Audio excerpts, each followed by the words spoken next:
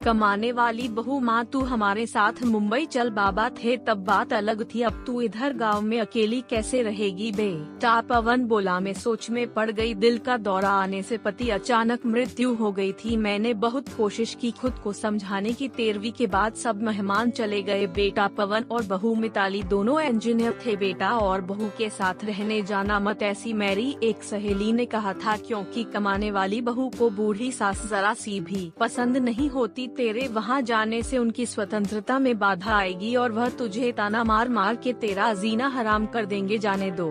भाई जब जिंदा थे तब उन्होंने अपनी सारी प्रॉपर्टी अपने बेटे के नाम पर कर दी थी। ऐसी परिस्थिति में बेटा और बहू यह मकान बेच सकते हैं और घर के सब पैसे लेकर तुझे एक एक पैसों के लिए तरसाएंगे। बेटे और बहू के साथ जाने के अलावा मेरे पास दूसरा कोई विकल्प नहीं था। 65 साल की उम्र में मेरे घुटनों के दर्द की वजह से मुझे हमारा राशन दुकान चलाना भी आसान नहीं लग रहा था।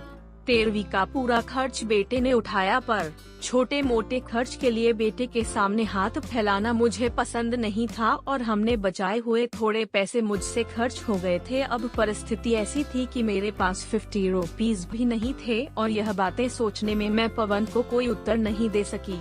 इतने में मिताली बोली, माँ मुझे बताओ कि कौन सी साड़ी रखनी है, मैं आपकी बैग पर पैक कर रही हूँ। मेरे ऊपर जैसे बिजली ही गिरी, क्योंकि मेरे पास तो पैसे ही नहीं थे। दिन में कभी मुझे पैसे की जरूरत नहीं पड़ी, अभी क्या करे। मेरा उदास चेहरा देखकर रेहान वापस बोला, ले दो ना प्लीज, माफ कर बेटा, मेरी पर्स में घर भूल गई। मेरे ऐसे बोलते ही रेहान मेरी तरफ एक अलग नजरों से देखने लगा। उसको लगा कि आइसक्रीम लेनी नहीं है, इसलिए दादी बहाने बना रही है, पर मैं क्या कर सकती थी। मुझे खुद ही शर्म आ रही थी। मैं कैसी दादी हूँ जो अपने पोते को आइसक्रीम भी नहीं लेके दे सकती। हमने बाहर ही खाना खाया। मिताली ने मेरे पसंद की काजू मसाले की सब्जी ऑर्डर की थी, पर मुझे वह पसंद नहीं आ रही थी। घर आने का एक ही मात्रा बाद सबने थोड़ी देर टीवी देखी। पवन सोने गया। रेहान को क्या चाहिए और क्या नहीं वह देखने के लिए मिताली उसके रूम में गई। मैं भी मेरे रूम में सोने जा रही थी, तभी मुझे रेहान की आवाज सुनाई दी, मम्मी दादी बहुत कंजूस है, तू ऐसे क्यों बोल रहा है। हाँ मम्मी, हम जब मॉल में घूम रहे थे तब मैंने दादी से आइसक्रीम मांगी तो वह कहने लगी कि मेरी पर्स घर पर भूल गई हूँ। यह अच्छा है क्या। मम्मी कंजूस दादी। रेहान क्या है, दादी के बारे में ऐसे बोलने से पहले तुमने सोचा नहीं क्या तेरी दादी इस वक्त कितनी दुखी है, तू समझ नहीं सकता दादी को कितना दुख है बेटा। दादी और दादाजी गांव साथ रहते थे, तभी अचानक दादाजी हम सबक की मात्रा हमेशा के लिए छोड़कर चले गए। जिस व्यक्ति के साथ हम 24 घंटे साथ रहते हैं, साथ उठना बैठना खाना पीना हम साथ करते हैं, हम सब अपना सुख दुख बांट लेते हैं, वही व्यक्ति जब अचानक हमको छोड़कर चला जाता है तो कितना दुख होता है, तू अभी नहीं समझ सकता। सोच,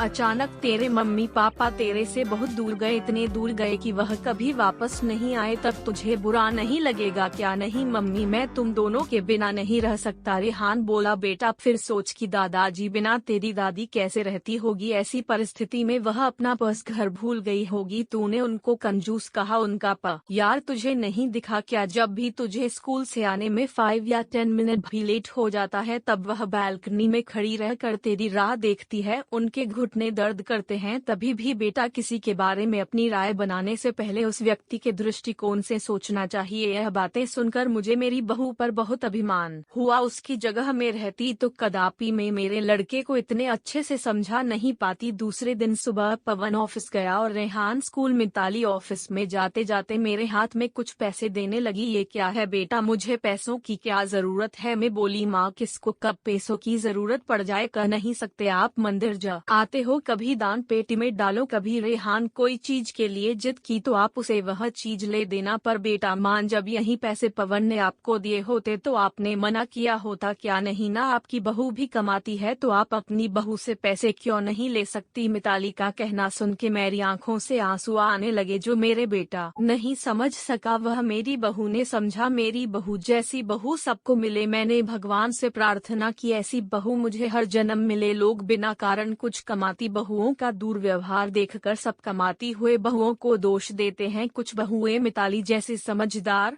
सुलझी और बड़ों का आदर करने वाली होती है।